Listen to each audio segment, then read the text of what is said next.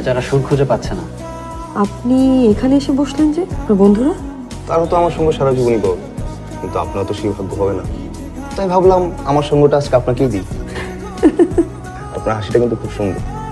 ট্যুরটা আসলে কি জন্য? তেমন কিছু না, আমার একটা অ্যালবাম বের হবে, কিন্তু কোনো গান রেডি নেই, তাই বের হয়েছি বলতে পারেন সুরান্না শুনে। বাহ, ভালো তো। আর আপনার বন্ধুরা? ওই যে সিফাত, ও যাচ্ছে লাইফে সেরা সারপ্রাইজটা পেতে। রাতুল যাচ্ছে প্যারামাইল লাইফ থেকে কিছুদিনের মুক্তির আশায়।